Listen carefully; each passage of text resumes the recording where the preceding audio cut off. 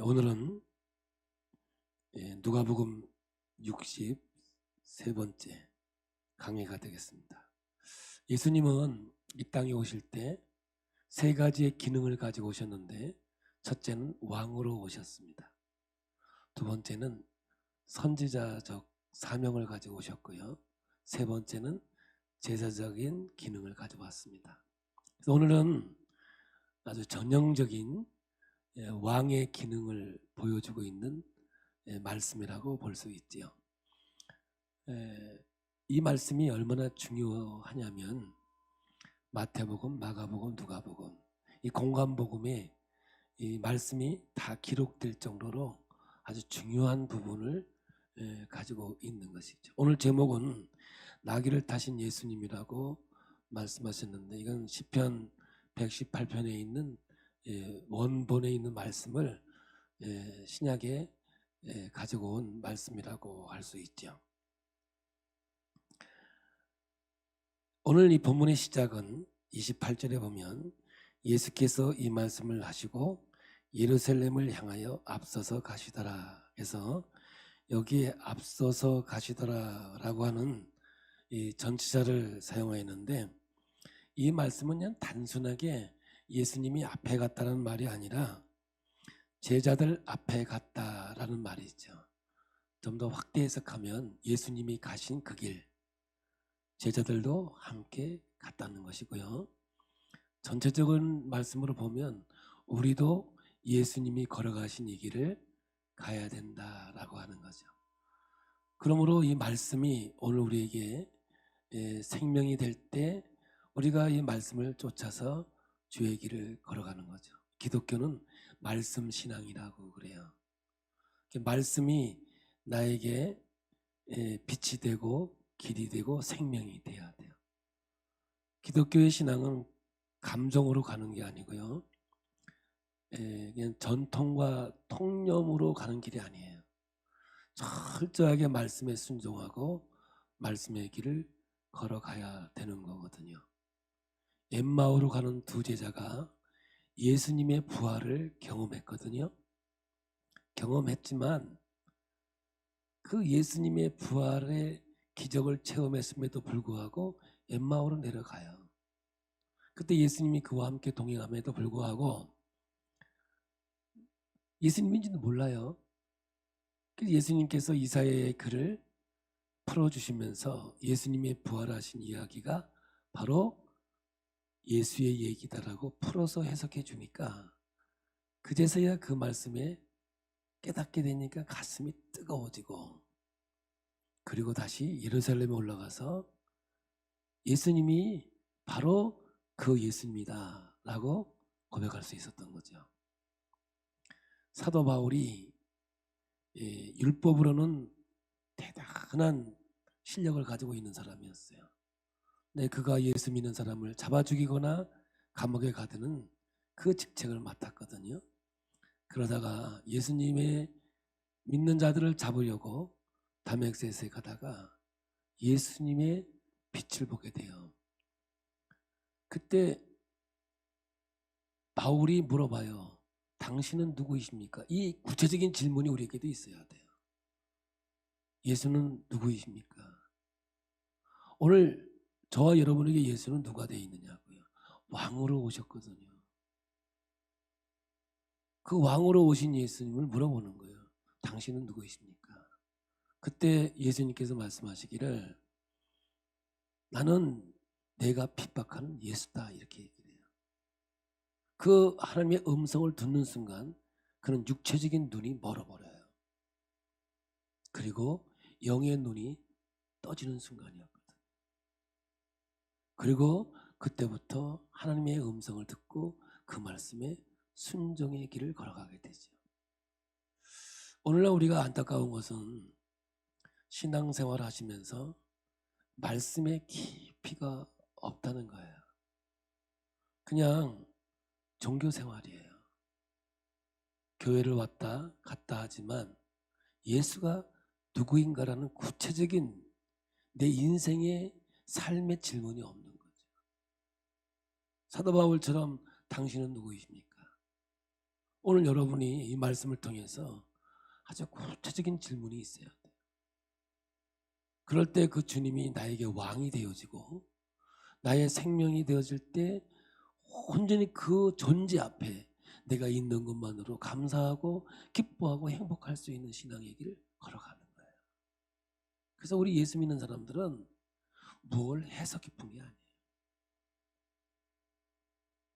뭘 이루어서 기쁜 게 아니라 내가 그 하나님의 존재 앞에 있는 것만으로 기뻐하고 행복하고, 그래서 이 기쁨으로 주의 길을 걸어갈 때 하나님의 역사가 있게 되죠. 제가 가끔 얘기해. 가끔 충만이 뭐냐? 충만은 지배받는 거다, 다스림 받는 거다. 그게 뭐냐? 컵에 물을 붓지요, 찰랑찰랑 충만 아니에요. 충만은 뭐냐? 넘쳐 흐르는 거예요. 그럼 우리의 인생을 어떻게 살아가느냐? 이 충만으로 살아가는 거거든요. 은혜 충만, 말씀 충만, 성령 충만을 외치는데, 내가 주의 길을 걸어갈 때 그 물을 퍼서 쓰면 기갈이 와요. 고갈이 된다고요. 예수 믿는 것이 기쁨이 아니에요. 그때부터는 고역이고 고통이고 괴로움이 된다고요. 근데 넘치는 걸 가지고 살면 언제든지 샘솟는 기쁨이에요. 어떤 기쁨? 내게 샘솟, 옛날에 참 내게 샘, 이런 기쁨이 있었는데 그냥 먹다 보니까 기갈이 있는 거라. 그러니까 목마르죠. 힘이 없죠. 아무것도 없는. 그러나 내 안에서 말씀이 샘솟듯이 일어나는 그것을 먹고 내가 살아갈 때 지침이 없고 넘어짐이 없고 쓰러짐이 없는 풍성함의 역사가 있게 되는 줄로 믿습니다. 엠마오로 갔던 두 제자가 부활의 능력을 경험했지만 그 말씀을 깨닫지 못할 때 실망해서 내려가는 거예요. 사도 바울이 하나님의 음성을 듣지 못했을 때 아주 근본적인 자기의 질문이 없었던 거죠. 당신은 누구이십니까? 오늘 주님께서 이 말씀을 우리에게 주시는 거예요. 제자들에 앞서갑니다. 어떤 길을 갑니까? 고난의 길, 십자가의 길 가는 거죠. 교회의 예표예요. 이 몸된 교회, 핏값으로 세워진 이 교회가 어떻게 이 세상에서 이 길을 걸어가야 할지를 보여주고 있는 장면이라고요. 그러므로 이 말씀이 나의 생명이 되어질 때 내가 하나님의 길을 걸어가는 거예요. 사도 바울이 이 땅 위에서 예수 믿으면 건강해진다, 예수 믿으면 잘 살게 된다, 예수 믿으면 뭐 평수 넓혀간다, 그런 설교한 적이 없어요. 우리가 가는 이 길은 고난의 길이고 이 길은 십자가의 길이다. 나는 날마다 죽노라. 나는 그리스도의 남은 고난의 십자가를 내가 지고 간다. 근데 뭐예요? 성령 충만으로, 하나님이 주신 은혜로, 하나님의 능력으로 주의 길을 걸어가는 자가 되는 거예요. 사랑하는 성도 여러분, 충만하기를 원합니다. 기쁨이 충만하고 감사가 충만하고 기도가 충만할 때 온전히 주의 길을 걸어가는 것이지, 내 의지로, 내 능력으로, 내 실력으로는 이 길 못 가게 돼 있는 겁니다. 사랑하는 성도 여러분, 그러므로 예수님이 걸어가신 이 길, 제자들이 함께 가는 이 길, 우리도 이 길을 함께 가는 거죠. 그 길이 뭐예요? 고난의 길이에요. 그러나 그 길 끝에는 주님 계셔서 우리의 눈물을 닦아주시고 우리를 위로해 주시고 하나님의 은혜와 능력 안에서 인도해 주실 줄로 믿습니다. 이제 첫 번째로 지명이 나와요. 29절에 보면 감람원이라 불리는 산 쪽에 있는 벳바게와 베다니에 가까이 가셨을 때에 제자 중 둘을 보내시며, 이렇게 됐죠. 여기 나오는 감람원, 벳바게, 베다니, 이 장소가 뭐냐? 예루살렘 가까이 있는 동네거든요. 그러면 이 감람원은 감람산, 올리브산이라고 하는 건데, 이것은 뭐예요? 예수님이 이 땅 위에 수많은 영혼들을 보면서 이런 양을 찾으러 오신 우리 예수님이 그 영혼을 불쌍히 여기며 고통스러워하며 눈물을 흘리며 기도했던 그 기도의 장소예요. 참 귀한 장소죠. 그리고 이곳은 뭐냐면 예수님이 승천했던 자리고요, 다시 오실 것을 약속하고 있는 말씀이에요. 지난주에 우리가 문화의 비유를 배우셨죠. 당시에 있었던 얘기라니까요.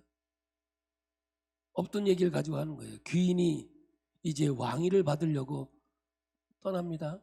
떠나면서 하는 얘기가 10명에게 각각 한 문화씩 맡기면서 장사하라고 말하고 있는 거예요. 이 한 문화를 맡은 사람의 뭔가 불안한 요소가 있다 그랬죠. 첫째는 이 사람이 다시 올지 안 올지 모르는 거예요. 두 번째는 왕위를 받아갈지 올지 안 올지도 모르는 거고요. 세 번째는 한 문화는 장사할 만한 게 아니에요. 말도 안 되는 액수를 가지고 장사하라고 맡기고 간 거예요. 이 귀인이 돌아왔습니다. 이게 감람산에 연결되고 있는 거예요. 다시 오실 예수를 이야기하고 있는 거죠. 주님께서 말해요. 너는 한 문화를 가지고 뭐를 했느냐? 그랬을 때 나는 10문화를 남겼습니다. 그러냐? 잘했다. 참 지극히 작은 일에 성경에는요 큰 일에 충성했다는 말 없어요. 다 지극히 작은 것에 충성했구나. 그러면 10골을 너에게 주노라 이렇게 했어요. 그리고 한 사람은 나는 5문화를 남겼습니다. 그러니까 너에게 5골을 주겠다. 꼭 칭찬이 뭐예요? 적은 일에 충성한 종아 하면서 칭찬하고 있는 거죠. 근데 한 사람은 뭐냐? 수건에 싸서 감춰뒀다는 거예요. 그냥 대충 놔둔 거예요. 그럼 왜 그랬느냐? 그랬더니 당신은 주인은 심지도 않아도 거두고 말이에요. 그 아버지의 마음을 전혀 알지 못하는 거예요. 그래서 제가 여러분에게 얘기했습니다. 돌아온 탕자 그게 여러분 어려운 게 아니에요. 돌아온 탕자가 되어서 오히려 아버지의 기쁨을 충만케 하는 게 더 낫다니까요. 어쩌면 집안에 있는 탕자가 불평을 쏟아내는 거예요. 에? 무슨 불평이에요? 나는 진짜 아버지를 위해서 열심히 일을 했는데 나한테는 그냥 염소 새끼. 여기 너무 강조를 했나? 염소 새끼 한 마리도 잡아주지 않으면서 어떻게 일을. 인간이 큰 아들이 뭐냐? 아버지의 그 긍휼과 자비의 마음을 전혀 알지 못하는 모습을 요 한 사람에게 또 이렇게 연결시켜서 넣은 거죠. 사랑하는 성도 여러분, 오늘 여러분 우리가 하나님의 마음을 아십니까? 당신은 누구이십니까? 이 아주 원초적인 질문이 우리에게 있어야 된다니까요. 우리가 믿고 따라가는 이 신앙의 길, 예수의 길이 무엇인지를 분명히 알고 가야지. 알지도 못하면서 어떻게 가겠어요. 그러나 일문화를 맡긴 것과 같이 택도 없는 일을 맡긴 거예요. 그러나 그분이 주인이기에, 그분이 왕으로 오실 예수이기에 그 믿음을 가지고 순종할 때 하나님의 영광의 역사는 이루어지게 되는 줄로 믿습니다. 여러분, 바로 이게 감람산에서 하나님이 주시는 예배예요. 두 번째는 여기에 보면은 벳바게라고 이러는데, 벳바게는 뭐냐면 그 무화과의 열매라는 뜻이에요. 이게요. 여기는 뭐냐면 무화과의 집인데 한마디 앞에 붙어요. 설익은 무화과의 집이라는 거죠. 무화과 열매는 1년에 2번 열려요. 첫 번째 열리는 열매는 다 익지도 않은 상태에서 있어요. 그래서 그걸 따줘야 돼요. 근데 설익은 열매를 따려면 돈 들잖아요. 인건비가 들잖아요. 그러니까 이건 누구나 다 따먹으라고 해요. 왜냐? 인건비 줄이려고. 맞나? 틀리나 모르겠네. 그럴 거예요 아마. 그런 겁니다. 그러니까 이 무화과 나무 주인들이 인건비를 들여서 딸 수가 없으니까 그냥 아무나 따먹으라 그래. 그러니까 이곳은 뭐냐? 가난한 동네란 말이에요. 두 번째 열리는 열매가 이제 가격도 받을 수 있고 사람이 먹을 수 있는 이 과일이 되는 거죠. 이때는 이제 입이 무성한 상태. 여러분 성경에 나오지 않습니까? 예수님께서 예루살렘 입성하시고 그 다음날 우리 시장하셨어요. 시장에서 보니까 멀리 무화과 나무에 무성한 거 있는 거예요. 근데 예수님께서 하시는 말이 가서 열매를 좀 따와라. 그러니까 가보니까 열매가 없어요. 와서 얘기해요. 열매가 없습니다. 가로 열고 무화과의 때가 아니라라 가로 닫고 이래요. 그러니까 분명히 그 시기 그때는 열매가 없을 때예요. 근데 예수님께서 그 무화과 나무를 저주해 버려요. 나중에 저녁에 보니까 뿌리채 말라 죽어버렸다고요. 엄청난 이야기죠. 그 얘기가 오늘 말씀에도 섞여 있거든요. 예수님이 두 제자를 불러요. 이 벳바게예요. 여기가 이 벳바가 설익은 무화과 집이란 뜻인데 가면은 나귀가 있다. 나귀가 있는데 가서 끌고 와라. 그러면 주인이 뭐라고 그러면 어떡합니까? 그랬더니 주께서 쓰시겠다 하라. 그러면 주인이 아무 소리 안 하게 내드리는 거예요. 오늘 여러분 이 말씀에는 굉장히 의미가 있어요. 그리고 입성한 다음 날 이 무화과의 사건이 있거든요. 주님께서 말씀하시는 거예요. 주님께서 요구하는 것은 언제나 내어드릴 수 있는 오늘 우리의 믿음의 자세, 신앙의 자세가 있는 거예요. 이 문화의 이야기와 연결되어 있다는 것에 여러분 유념하시길 바랍니다. 근데 이 이야기가 어디에도 있냐면요. 구약에 사무엘상 17장 1절부터 보면 엘리야 이야기 나오는데 엘리야가 아합 공 앞에서 큰 소리로 당신들이 죄를 져서 이러한 큰 흉년이 들었습니다 하고 죽을까 봐 도망을 가요. 그리시네가에서 훈련을 받아요. 그리시라는 게 뭐냐면 훈련이란 뜻이거든요. 나눠지다라는 뜻인데 한마디 훈련이죠. 여기서 까마귀 고기를 먹으면서 물을 마셔요. 근데 물이 떨어져요. 그 물이라는 뜻이 뭐냐 여기서는 기도라는 뜻이에요. 그러니까 엘리야가 하나님 앞에 철저히 기도 훈련을 받지요. 그런데 이제 그 시냇가의 물이 말라지기 시작했어요. 시냇가의 물이 말라졌지만 엘리야는 그것을 떠나지 않습니다. 사람들은 생각해 보세요. 물이 마르면 떠나야 되는 거 아니에요? 물을 찾아서 떠나지 않고 있는 거예요. 말씀이 임합니다. 엘리야야 또 불러요. 말씀이 임해요. 너는 사르밧이라는 곳으로 가라. 이랬어요. 거기에 과부가 있다. 그러니까 제 생각입니다. 이거는 얼마나 고생을 많이 했겠어요. 그죠? 뭐 까마귀가 고기를 물어주는 게 뭐 제때제때 물어줬겠습니까? 어째다가 한번 물어줬겠지? 그러니까 배도 골았고 물도 말랐고 힘이 들었으니까 사르밧 과부가 있다니까 팔자 고치는 줄 알고 금방 뛰어갔다니까. 성경에 보니까 순간적 이동을 했어. 가보니까 뭐 먹고 살 게 있는 과부가 아니라 가루가 있는데 그냥 한 끼 먹고 그것도 아들 먹고 죽을까 하고 이제 각오로 생각하고 나무를 줍고 있는 거기로 이제 예수님께서 하나님께서 보내주신 거예요. 가보니까 그냥 기가 막힌 거 아니겠습니까? 그러나 주의 종이니까 하나님 말씀에 순종한 거지요. 그거 너 달라고 해라. 그러니까 하나님 명령대로 순종해서 사르밧 과부에게 그 먹을 거 나에게 달라 그렇게 되는 거죠. 그러니까 이 여인은 뭐냐면 하나님이 준비된 자예요. 오늘 우리는 이거를 성경 그대로 해석해야 되는데 이거를 또 우리 생각대로 해석하면 봐라. 주의 종을 대접하면 죽을 때까지 먹는 거 안 떨어진다. 대접해라. 이렇게 얘기하는데 사실 그거 아니고요. 그 얘기 아니고 일 수도 있어요. 일 수도 있는 건데 그건 아니고 엘리야를 훈련시키는 하나님의 방법이었던 거죠. 왜냐? 사르밧이란 뜻이 훈련이란 뜻이거든요. 아니 도대체 이거 한 번 먹고 죽을 것밖에 없는 걸 달라는다고 주겠냐고. 그런데 달라고 하니까 아무 소리도 안 하고 그거를 자기 외아들 먹고 죽을 것밖에 없는 그거를 주의 종을 대접하는 거예요. 그때 엘리야가 하나님은 살아계시고 나와 함께 하시고 나와 동행하시는구나. 이 어마어마한 믿음의 역사를 이루게 돼요. 바로 그 다음에 그 아들이 죽지 않습니까? 그 아들을 데리고 다락에 올라가서 하나님께 기도하면서 살려내고요. 그리고 18장에 가면은 갈멜산 전투의 어마어마한 전투의 역사가 있게 되는 거거든요. 이렇게 하나님은 어떠한 사건이 있기 전에 큰 훈련의 과정을 거치게 해요. 그러므로 그를 하나님께서 귀하게 쓰시는 거거든요. 오늘 이 본문에도 2명의 제자를 보내서 이 나귀를 끌고 오게 하는데 누가 쓰시겠다 하라? 주께서 쓰시겠다 하라는 거예요. 이렇게 하나님의 임재와 하나님의 역사를 보여주고 있거든요. 그리고 이제 하나님의 살아계심을 이들에게 보여주신 후 십자가의 역사가 있게 되는 거거든요. 이러한 하나님의 계획하심과 역사하심은 이렇게 진행되어 가고 있다고 보는 거죠. 그리고 여러분 베다니는 뭐예요? 베다니는 문둥이촌 아니겠습니까? 인간 취급받지 못하는 곳. 정말 사람이 살 수 없는 그곳이죠.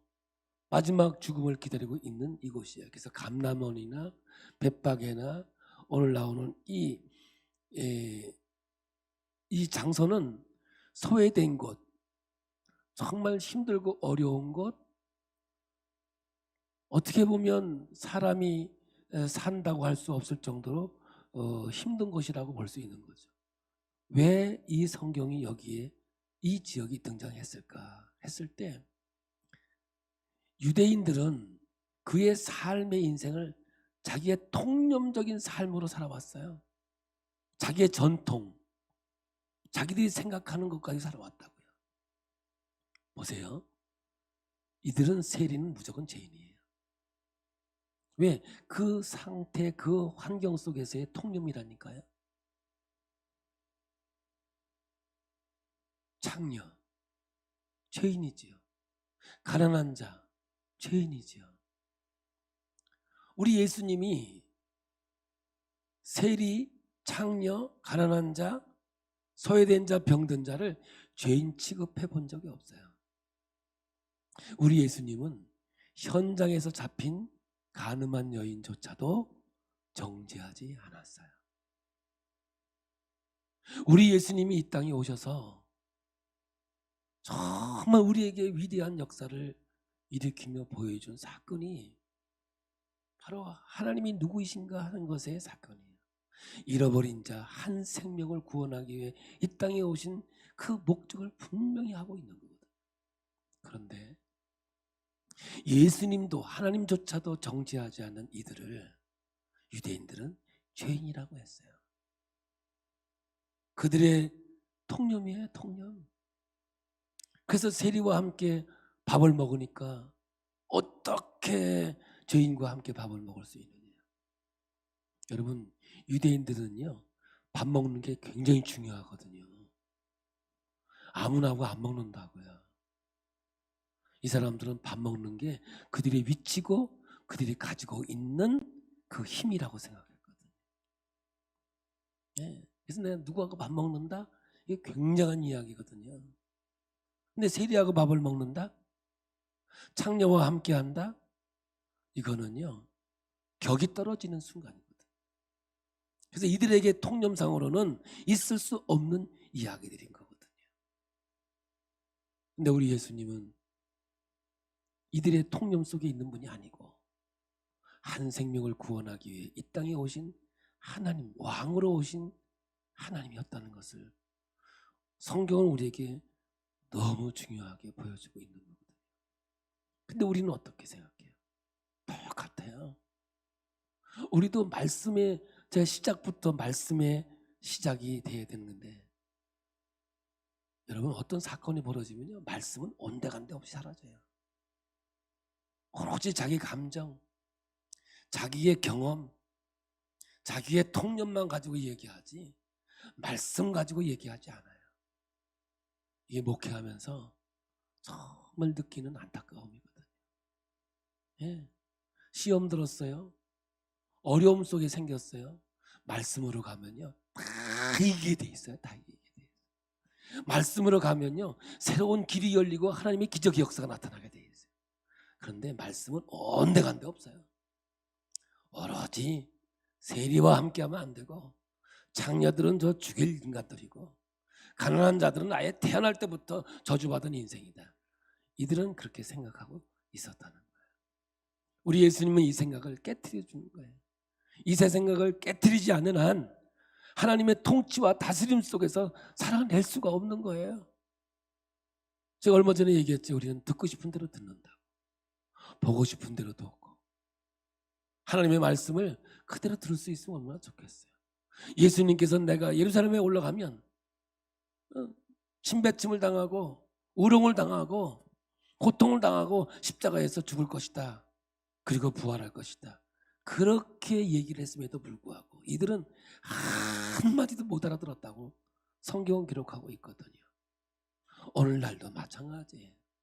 하나님의 음성이 들려지, 엠마오로 가는 두 제자가 하나님의 음성이 들렸을 때 가슴이 뜨거워졌듯이, 사도 바울이 다메섹에서 하나님의 음성을 듣고 그 음성에 순종하는 삶을 일생 동안 살았듯이, 오늘도 저와 여러분이 이 땅 위에서 믿음으로 승리할 수 있는 길은 오직 말씀이 생명이 되고 능력이 되고 길이 되어야 되는 사실을 여러분 깨닫기를 원합니다. 그래서 말씀을 듣기 위해서 기도하고, 말씀이 열어달라고 기도하고, 그 말씀에 감동되게 해달라고 기도하고요. 우리가 살아가는 것은 폰에서 사는 것이 아니라 흘러 넘치는 하나님의 은혜를 가지고 살아야 기갈이 안 생겨, 넘어짐이 없어. 주님 부르시는 그날까지 풍성한 삶을 살아갈 수 있는 은혜가 우리의 인생 속에 있는 줄로 믿습니다. 그리고 30절부터 36절까지 이제 성경을 읽으면서 한번 그림을 그려보세요. 그리고 이제 이 말씀의 목적이 뭔지를 이제 생각해 보고자 합니다. 30절입니다. 이르시되 너희는 맞은편 마을로 가라. 그리고 들어가면 아직 아무도 타보지 않은 나귀 새끼가 매여 있는 것을 보리니 풀어 끌고 오라. 만일 누가 너희에게 어찌하여 푸느냐 묻거든 말하기를 주가 쓰시겠다 하라 하시며, 보내심을 받은 자들이 가서 그 말씀하신 대로 만난지라. 나귀 새끼를 풀 때에 그 임자들이 이르되 어찌하여 나귀 새끼를 푸느냐. 대답하되 주께서 쓰시겠다 하고 그것을 예수께로 끌고 와서 자기들의 겉옷을 나귀 새끼 위에 걸쳐놓고 예수를 태우니, 가실 때에 그들이 자기의 겉옷을 길에 펴더라. 이 장면을 한번 연상해 보세요. 어떤 장면인가? 제가 처음에 얘기할 때 왕으로 오신 예수님이라고 그랬어요. 기능이 지금 예루살렘에 입성하는 장면인데, 종려주일이라고 하기도 하죠. 왕으로 입성하는 거거든요. 근데 여러분 얼마나 웃기는 장면입니까? 왕 같으면 낙이 탈려야 돼요? 말을 타야 돼요? 아니 지금 말고, 지금은 뭐 리무진 타야 되지만 그 당시에 생각을 해보세요. 한번 그림을 한번 보여주세요. 엄청나게 열심히 찾아왔어요. 예수님 낙이 타고 예루살렘 입성하는 순간이거든요. 왕같이 보여요? 초라하죠? 저걸 또 왕같이 보인다는 사람도 있어. 참 아주 은혜가 충만한 것 같아요. 이럴 때는. 다음 한 장면 보내주세요. 이 정도는 돼야 되잖아. 적어도 저 장면이 뭐냐면 배너에 아무리 그림을 찾아도 없어.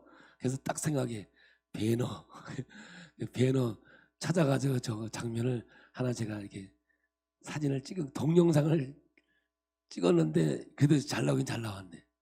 카메라가 좋아서 그런지. 이제 그 행정관이 예루살렘으로 입성하는 장면이에요. 근데 저 장면하고 똑같은 게 뭐냐면 빌라도예요. 빌라도도 저 정도로 나팔을 불고 깃발을 울리면서 왕같이 예루살렘에 입성을 했거든요. 됐습니다. 두 가지 장면을 한번 생각해 보세요. 지금 이스라엘 백성들은 호산나 호산나 호산나예요. 이 호산나가 뭐냐면 전쟁에서 승리하고 돌아오는 사람들을 향해서 외쳐주는, 전쟁에서 승리했다 뭐 호산나 호산나 하는 거거든요. 근데 지금 이스라엘 지금 이 장면 속에서는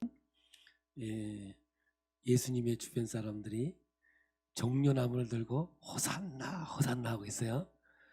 지금 왕으로 이들의 생각은 뭐냐면 로마 정권과 싸워서 이길 왕으로 지금 외치고 있는 거예요. 이길 것 같아요? 여기 말 타고 와가지고, 아니 말이 아니 낙이 타고 와가지고 전쟁에 이길만 하겠냐고요. 여기서 정말로 성경이 우리에게 보여주고 있는 것은, 너희들은 나를 정치적인 메시아, 군사적인 메시아, 로마를 깨트려 버리고 물리치고 다윗의 왕국을 세울 왕으로 너희들이 외치고 있지만 나는 정치적인 메시아가 아니다라는 걸 지금 이 장면에다 담아 놓은 거예요. 정말 정치적인 왕으로 왔다면 그림 한 장면 보았듯이 나팔을 불고 깃발을 올리며 빨간 카페트에 깔린 흰말 꼭 꼭 흰말을 타더라고요. 이만희도 흰말 타고 김일성도 흰말 타더만. 네. 허경영도 흰말 타고 들어왔대. 나 깜짝 놀랐어요. 근데 흰말을 타고 들어와야 예수가 우스꽝스러운 나귀를 타고, 그것도 발이 땅에 거의 닿을 만한 이걸 타고 들어오면서 하나님이 주시는 메시지는 뭐냐? 나는 정치적인 메시지가 아니야. 하나님 나라를 선포하고 종교적인 메시야. 생명을 구원하고 영혼으로 인도하는 전능자로 이 땅에 왔음을 공포하고 있는 장면이에요. 여러분, 로마는 각 식민지마다 자유를 줬어요. 종교의 자유를 줬다고요. 그런데 하나, 정치적인 것만 로마를 대적하거나 로마의 정치적인 것을 반대하지 않는 한 나머지는 모두가 자치권을 줬거든요. 그래서 빌라도가 예수의 죄를 찾아보려니까 죄가 없는 거예요. 왜냐? 아무리 봐도 낙이 타고 들어오시는 예수를 정치적인 왕으로 자기들이 생각할 수가 없는 거예요. 종교적인 행사밖에는 이들이 알 수가 없는 거예요. 그래서 빌라도는 나는 도무지 예수에게 죄를 찾을 수 없다. 그 말은 뭐예요? 정치적으로 로마를 대적한 게 없다, 이런 뜻이거든요. 그런데 이 바리새인들과 종교인들은 예수님이 나귀를 타고 들어오고 막 호산나 하니까 막 짜증이 나가지고 막 신경질을 부리면서 제자들을 좀 꾸짖으라고, 조용히 좀 시키라고 막 그런 거예요. 그럼 예수님께서 이들이 소리치지 않으면 돌들을 들어서라도 소리칠 것이다. 이게요, 왜 이들이 짜증났고 왜 신경질이 났겠어요? 지금 이들은 예수님을 정치적인 메시아로 끌고 가서 죽여야 되는 입장이거든요. 바리새인들은 어떻게든지 예수를 죽여야 되는데, 아니 이렇게 들어가 가지고 죽일 수 있는 방법이 없거든요. 아니 이게 무슨 죄야? 막 있다고 안장도 뭐 겉옷 올려놓고 옷 깔아놓고 종려나무 가지고 이렇게, 이게 어디 정치적인 메시아냐고요. 이들의 통념, 세리를 죄인으로 여기고 창녀를 죄인으로 여기고 가난한 자를 죄인으로 여겼던 이들의 통념을 여러분, 예수님은 깨트리고 있는 거예요. 여러분, 오늘 이 성경이 우리에게 주시는 말씀을 분명히 알아들으셔야 되는 거예요. 우리 예수님이 이 땅에 정치적인 메시아로 오신 것이 아니라 인류의 구원의 역사를 선포하시고 하나님의 놀라운 섭리와 역사를 가지고 오신 만왕의 왕으로 오신 것을 여러분 믿으시길 바랍니다. 그러니까 바리새인들이 말이야, 제자들과 저들의 소리를 들으면서 화가 나는 거예요. 왜?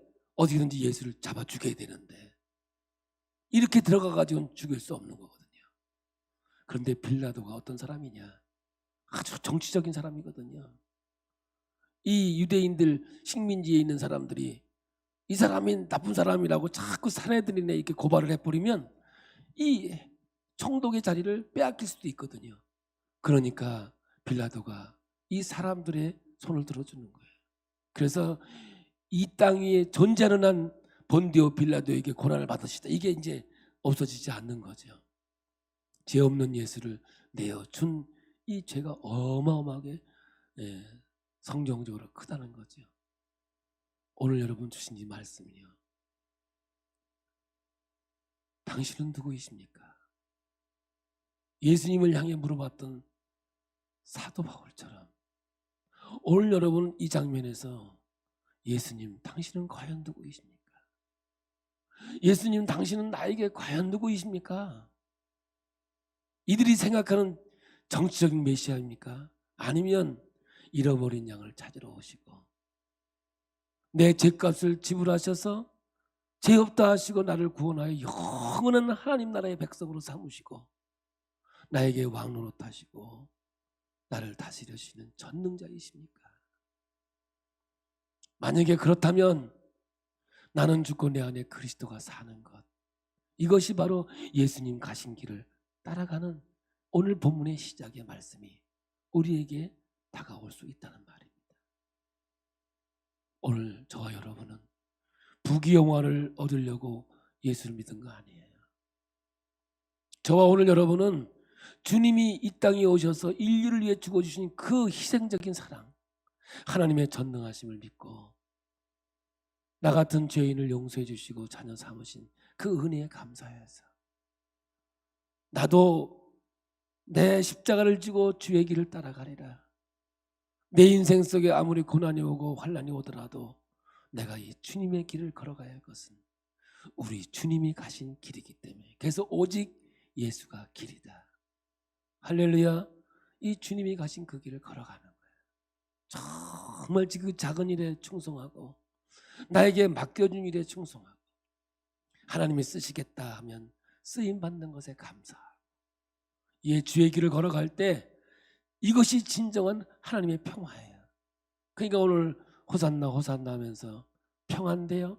여러분 누가복음 2장에 예수님이 이 땅에 오실 때 오는 평화는 하늘의 평화였지만 오늘 이 성경에서 주시는 이 평화는 예수 그리스도가 이루어진 공의와 정의가 살아있는 힘으로 이루는 로마같이 힘으로 만들어내는 평화가 아니에요. 있다가 없어질 평화가 아니에요. 힘을 잃어버리면 없어지는 그런 평화가 아니라 예수 그리스도를 통해서 와지는 영원한 평화가 오늘 우리의 마음을 지배해주고 다스릴 때 온전한 그리스도인의 삶이 될 줄로 믿습니다. 나귀를 타신 예수님, 이 예수님은 나귀를 타셔서 겸손하셨을까?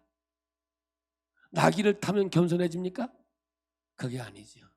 또 어떤 분들은 그러더라고. 목사님들은 뭐 티코를 타고 다녀야 된다고 말이야.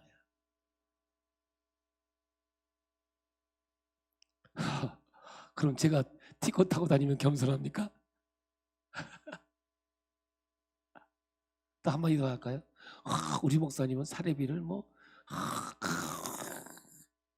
얼마나 겸손한지 몰라. 사례비 적게 받으면 겸손합니까? 그런 데다 비교하지 마시고요. 예수님은 원래부터 겸손하셨어요. 겸손했지만 나귀를 타셨어요. 왜요? 구약의 스가랴가 예언하신 그 말씀에 의해서 나귀를 타고 왕으로 오신 그 예수님, 인류의 구원자의 역사를 이루시는 줄 믿습니다. 하나님 오늘 우리를 부르셨어요. 지극히 작은 자, 진짜 아무것도 아닌 자를 우리를 부르셨어요. 그리고 내가 이 길 가노니 내가 가긴 이 길 따라와라. 우리를 인도해 주시는 줄 믿습니다. 겸손하신 예수님, 정말 하늘의 격을 낮춰서 인간으로 오신 이 겸손하신 우리 예수님, 그 예수님이 나의 생명이 되고 나의 삶이 되어져서 멋진 이 길, 아름다운 이 길 가는 저와 여러분이 되고요. 우리 기쁨의 교회가 그리스도의 몸된 교회로서 주님 가신 그 길을 따라가는 정말 멋진 교회가 되길 예수의 이름으로 축복합니다.